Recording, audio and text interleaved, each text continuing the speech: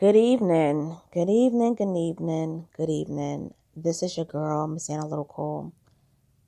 I'm coming to you on, I wouldn't say a somber note, but definitely on a very, very, very, very, very, you know, sort of melancholy, poignant, because this is the 20th anniversary of the World Trade Center attacks. Now, I don't like to talk about anything that deals with tragedy. I can't stand it. I can't. And this, of course, was the biggest tragedy on U.S. soil because it was a terrorist attack that involved literally over 2,000 plus lives being slaughtered. Now, I know those of you who were not just only born or alive and can remember how life was that day and before that day, know that everybody has a 9/11 story. It's a known fact. I would say unless you were born in 1999, no, not 99, unless you were born in 1996, like 1996 and above, you remember where you were during 9/11, during the tower attacks. If you were born after 96, but you were alive in 2001, you wouldn't remember. I'm going to share my 9/11 story.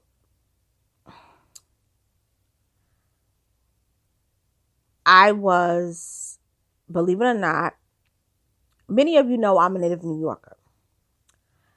And I was a college freshman. I was attending a college in New York City, literally in the Bronx. And I was a new college student. I was in my third week of college. And my very first day of college was literally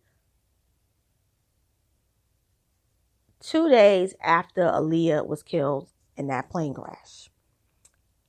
And so it was a somber day on my first day of college. It was very, very sad.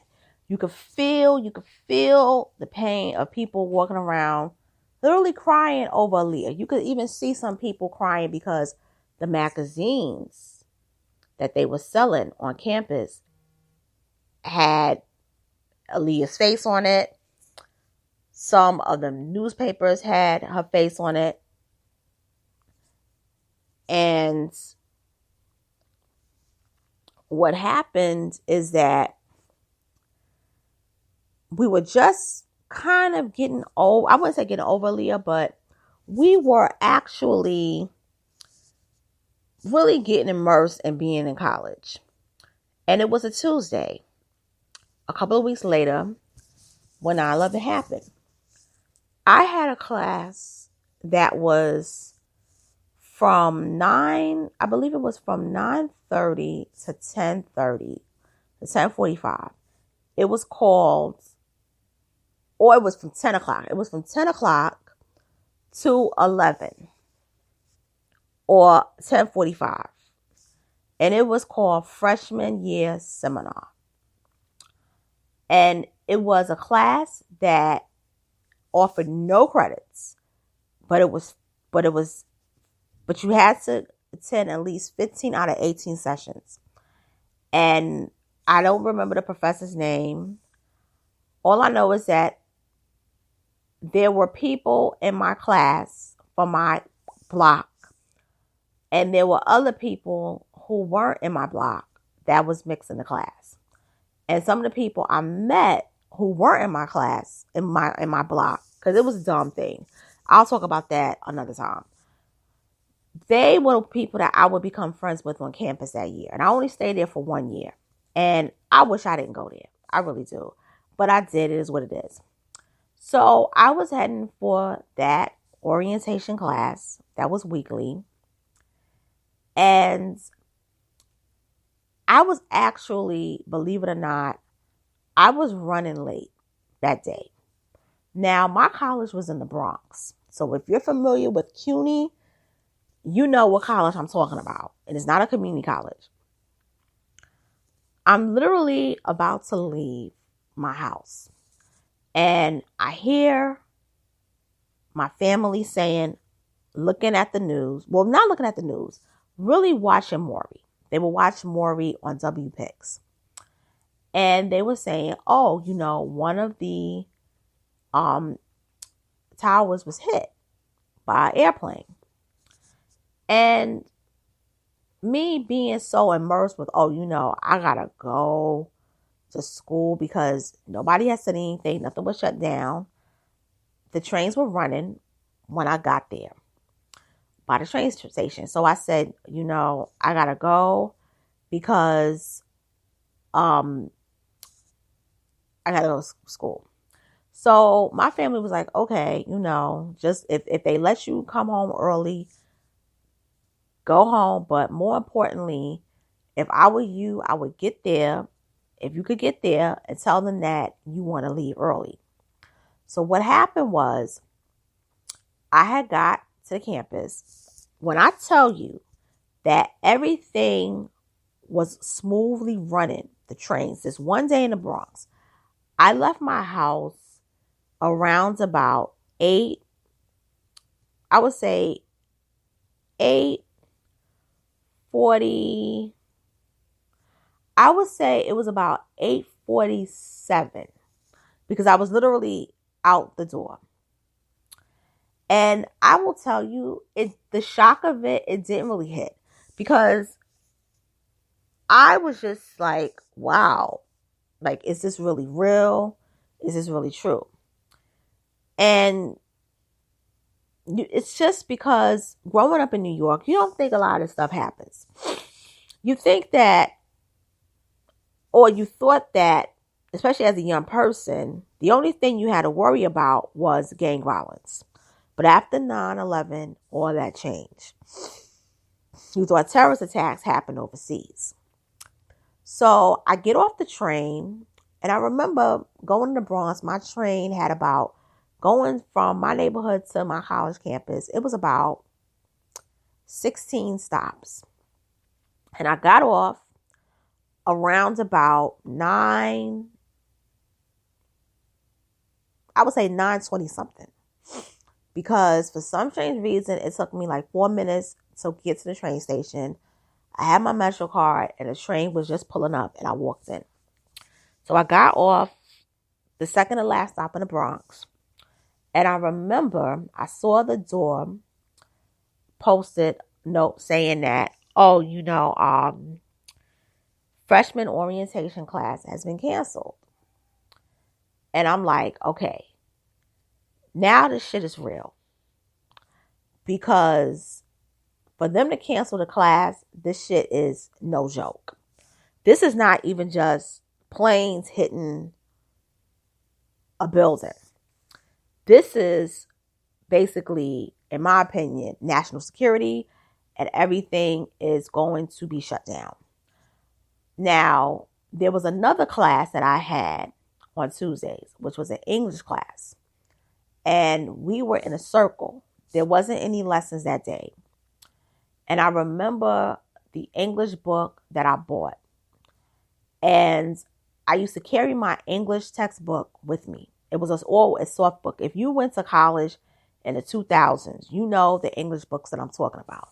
They were English compositions for English Comp 1 and English Comp 2. And I couldn't stand English Comp 1. I thought it was BS. So anyway, people are talking about why this happened. And I was the only one in the circle that was saying that our country at times needs to be pacifist, meaning mind your business, stay out of other people's countries and their affairs. And I also mentioned that I remember when the towers hit in 1993, and it was February that year. And there were a couple of lives that were lost, unfortunately. And I'll never forget, it was a Friday when it happened. And it was cold. And me and my grandmother, we was watching the TV. And I was 9 years old. And I said to my grandma, I said, Granny, this is a test run. They're trying to see what they can do so that they can perfect this, so that when the big kahuna comes, the big one, they'll know how to get it started. And my grandmother was like, you know what? You're absolutely right. You're right. A year after my grandmother passed was when the World Trade Towers attack occurred. Excuse me. A fly went up my nose. And when that occurred, I never forgot about what I said to my grandmother that day. And when I said this in class, people who were talking about, oh, they're doing this because they're afraid of our freedoms, they're jealous of us, they just stopped and just looked at me and was like, what are you talking about? And I said to them, you have to know about 1993. It was about, I think, 12 people that lost their life. Most people were injured. And those people had actually went to jail. And I said, we can't ignore the 1993 incident, and we can't ignore the fact that this could have been, to a point, prevented if we would not have been complacent. Now, mind you, I was a little bit complacent that morning because I shouldn't have took my ass to campus. But it was something when I saw that canceled class and the notice of it, and the campus also being practically empty. This is in the Bronx. That's when I said, this shit is real. And it woke me up. And I will kid you not, from that day forward, I knew something was not right when it came to national security, terrorist attacks. And my antennas from that day was always up. And I never was one of the people that said, oh, we need to go to war. I was one of those people who said, no, we need to investigate what happened in the building. We need to investigate why this occurred, not just with the terrorist attack in general, but who are these people that drove the plane and who financed this whole terrorist operation. Now, mind you, I only saw one image of a plane hitting the top floor. When I got to campus, I saw in the campus cafeteria that 2 of the planes hit. Now, I'm on a train. I don't have a cell phone. And nobody is talking. And the paper, of course, doesn't have this because the front cover story that day is about a man who was a former Black Panther who got arrested. And Gary Condit Jr.'s scandal with Shonda Levy. Those were the 2 hottest topics that day in the country.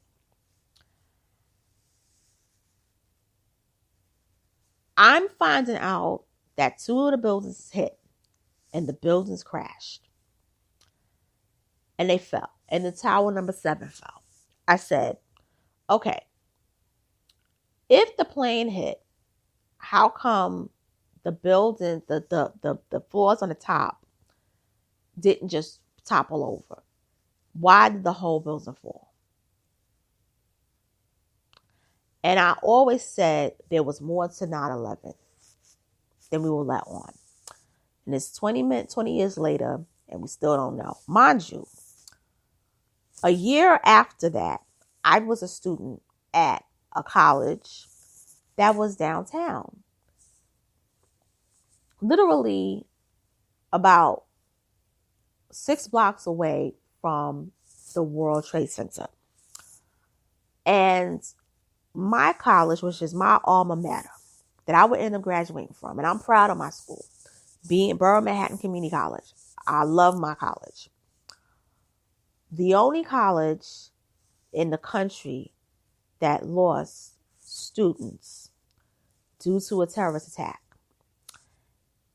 And we were across the street from Stuyvesant. Stuyvesant got all the coverage. They didn't lose not one student. BMCC lost 8 students because they were working in a building, in a restaurant called Windows of the World. And all the 8 students that died, they were working that day. And they were working because they were paying their college tuition as well as supporting their families. And out of the 8 students, it was, I believe, 5 of them were going to graduate that semester. And they never got to graduate. But their degrees were issued to their families posthumously. And that was the most hurtful thing. And if you ever walk on campus, especially for those of you that live in New York City, there's a plaque at BMCC with their names on it. And their 8 names. And they're the only students in this country that lost their life to a terrorist attack. And they never got the full coverage that they could have got. And they never got acknowledged nationally, only locally. And that was the most hurtful thing. And many of those students, they were Black, that died that day. There were also students that got injured because there was a building on campus called Fitterman Hall. And Fitterman Hall was in the back, was located in the back of the World Trade Center. And the windows were crushed. And the building's exterior was broken off. Luckily, none of the students inside the building were killed. But some of them were hurt, especially those that sat next to the window that day. I have friends who went to school as freshmen while I was going to college in the Bronx. They were going to college. Oh, by the way, the college I went to was Lehman. I just hate the college. That's a whole nother story. They were down at BMCC in Fitterman Hall. And none of them ever returned that day after the terrorist attacks. And I will never forget the thought of me saying, I'm so glad I'm not a BMCC student, because I don't know what I would have done if I would have been down there that day. And I was just praying to God. Oh my God, I'm so happy. So flipped the script for the next year. I'm going to BMCC because a college that I'm trying to transfer to, I didn't have enough credits to go. I didn't have enough credits. My GPA was good, but I didn't have enough credits to go there because of one situation that I will get to for a story time. I will tell it. So my mom and I decided I would enroll in BMCC. And I enrolled in BMCC, and I kid you not, I would see sometimes like the emptiness of the World Trade Towers, of the lack of it. And I would feel the spirits. I would feel those, because I would say they were mostly ghosts. You could feel that. And this is why I say to all you Christians, and I use that in quotations, that don't believe in the Holy Spirit, and you don't believe that, you believe that these spirits, that people just like it's over when they pass away, you are fucking evil. And you should go to hell. And I'm serious about this. Because if you ever pass by the 9/11 before they built it up, between 2002 and 2007, 2008, you could feel all of that energy and those spirits being unsettled.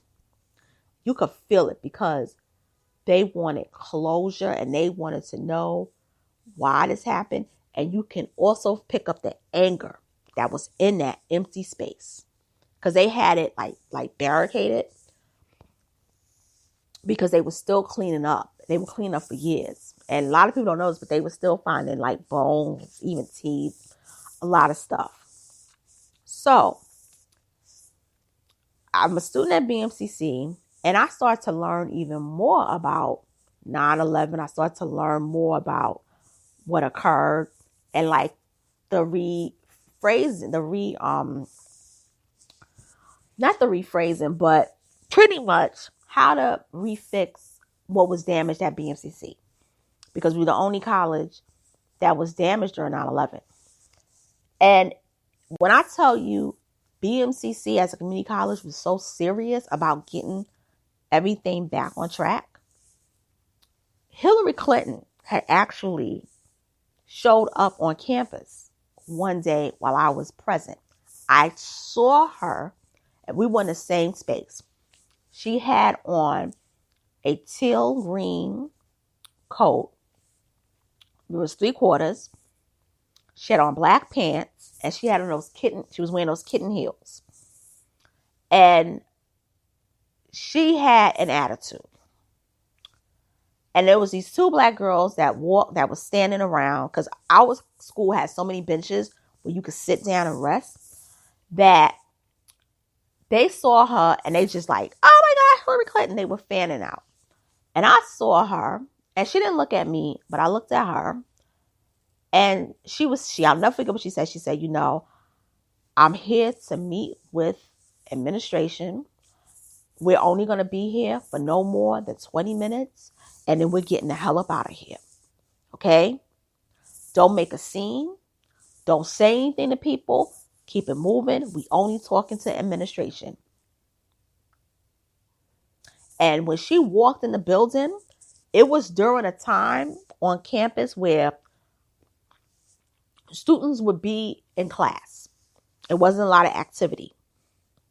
And I only bumped into her because my schedule was very off, because I was a transfer student.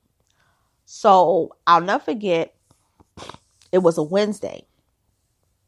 And on Wednesday, I had a health class that was only that was like an hour and 40 minutes. It was 2 credits. And it was in the mid-morning when I saw her. And from that day, I was like, oh, I really don't like this woman. And so I was there for that semester. And then I went to another college. And then I took a break. And then I returned to BMCC. And I got involved in campus activities. And I started to even learn more about 9/11. And to learn that, believe it or not, this all could have been prevented.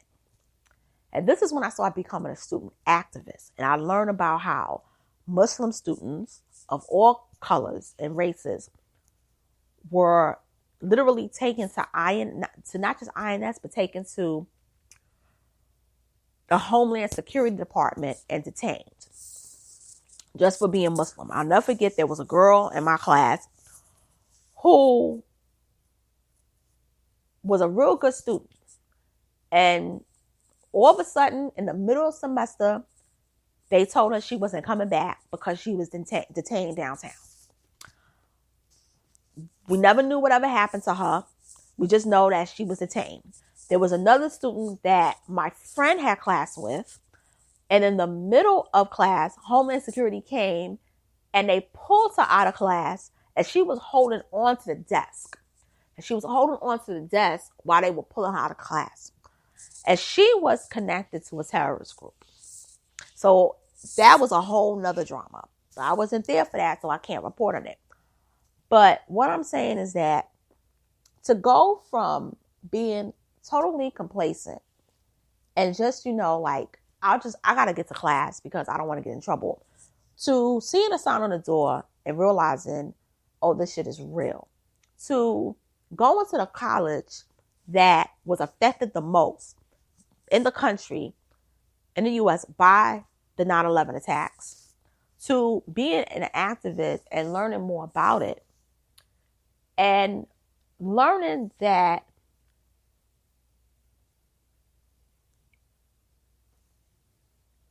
as horrible as it was, you start to paint this picture of what did we as a country really know? And could we have prevented it? And this is what I want to talk about in memory of the victims, because the victims and their families, every year they're getting some closure, but they're not getting a full closure, because I'm sure many of them feel that something wasn't right. And think of all the people who fought, who went over there, who lost their life because they were protecting our freedoms. And think of Pat Tillman, who gave up his NFL career, multi-million-dollar contract, to fight over in Iraq, even though the Taliban that we helped to fund were the ones that basically supposedly had done the shit. And then he passed away from friendly fire, but really he got killed by one of his fellow soldiers, and it wasn't just an accident. Think of all of the chaos that came out of this chaotic event. And when you become, that person that you realize it was so deep of a riddle that you realize, and this is a fucked up thing to say, but you had to fall back. And then you meet people who were connected to the administration. And I'm going to make a video about that. I really am. I'm going to make a video about that, because there were people that I met who were connected and correspondent to Administration 43. And on that note, I want to thank you for listening to this episode of my podcast. And if you knew anyone that passed away from 9/11 during the terrorist attack, that's my condolences. Anyone that was affected by it, health-wise, my condolences. And so my fellow Americans, never forget what happened 20 years ago, and use that as a blueprint for what's going on now. Thank you, and have a good night.